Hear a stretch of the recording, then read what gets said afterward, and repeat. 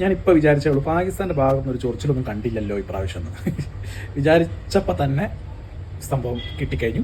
ക്രിമികടി അവിടെ സ്റ്റാർട്ട് ചെയ്തിരിക്കുകയാണ് മക്കളെ. മുൻ പാകിസ്ഥാൻ ഫാസ്റ്റ് ബോളർ ഷബീർ അഹമ്മദ് ഖാൻ ഞാനും ചൊറിച്ചിട്ടുണ്ട്. അതായത് ഇന്നലെ ഇന്ത്യ ബോളിൽ എന്തോ കൃത്രിമത്വം കാണിച്ചിട്ടുണ്ട് എന്നാണ് പുള്ളി പറയുന്നത്. പുള്ളി എക്സ് പ്ലാറ്റ്ഫോമിലൂടെ അതിനെക്കുറിച്ച് വിശദീകരിച്ചിരിക്കുകയാണ്. I think India used vaseline after 80+ over. Ball still shine like new. Umpire should send this ball to lab for examine. 80 over കഴിഞ്ഞിട്ട് ബോൾ മാറ്റിയില്ലല്ലോ. അപ്പോൾ എന്തോ ഇന്ത്യ പന്തിൽ ഒപ്പിച്ചിട്ടുണ്ടെന്നാണ് പറയുന്നത്. വാസ്ലിനൊക്കെ ചുവന്നായിരുന്നത്, അതുകൊണ്ടാണ് ബോൾ ഇത്ര സ്വിങ് ചെയ്തതും വിക്കറ്റുകൾ പടപടാന്ന് എടുത്തതും ഇന്ത്യ വൻ വിജയം നേടിയതും. അല്ലാതെ ഇന്ത്യൻ ബോളേഴ്സിൻ്റെ കഴിവോ കാര്യങ്ങളൊന്നും അല്ല. അങ്ങനെ ഒരിക്കലും സംഭവിക്കില്ല. ബോളിംഗ് എന്ന് പറഞ്ഞാൽ ഞങ്ങളുടെ കുത്തകയാണല്ലോ, ഞങ്ങൾക്ക് മാത്രമല്ലേ ചെയ്യാൻ അറിയുള്ളൂ സ്വിങ്ങും പരിപാടി ഫാസ്റ്റൊക്കെ.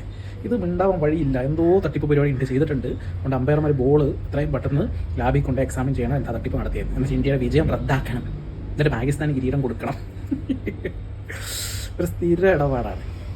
എന്തെങ്കിലുമൊക്കെ ഫേമസ് വിന്നെ അല്ലെങ്കിൽ കപ്പ അടിച്ചു കഴിഞ്ഞ് കഴിഞ്ഞാൽ അപ്പം വരും ചൊറിച്ചിലായിട്ട് ഏതെങ്കിലും ഫോർമർ പ്ലേയേഴ്സ്. ഇവർ ഫോർമർ പ്ലേയേഴ്സിന് വേറെ പണിയൊന്നും ഇല്ലാന്ന് തോന്നുന്നു. നമ്മുടെ ഇവിടെ ഫോർമർ പ്ലേയേഴ്സ് ബ്രോഡ്കാസ്റ്റിംഗ് പരിപാടിയൊക്കെ ബിസിയാണ് അവർ. ഇവർക്ക് പിന്നെ ക്രിക്കറ്റുമായിട്ട് പ്രത്യേകിച്ച് ബന്ധമൊന്നുമില്ല. കുറച്ച് പേര് മറ്റേ ചാമ്പ്യൻകൊക്കെ ആയിട്ട് കളിക്കുന്നുണ്ട്. അത് ജസ്റ്റ് റിട്ടയർഡ് ആയ ആൾക്കാർ. കുറച്ച് മുമ്പ് റിട്ടയർഡ് ആയ ആൾക്കാർക്ക് പ്രത്യേകിച്ച് ജോലിയോ കാര്യങ്ങളോ ഇല്ല. അവരിങ്ങനെ മൊബൈലിൽ നോക്കിയിട്ട് ഇന്ത്യൻ വിജയം എവിടെയെങ്കിലും കണ്ടു കഴിഞ്ഞാൽ അപ്പം അതിനെ ചൊറിഞ്ഞുകൊണ്ടിരിക്കുക.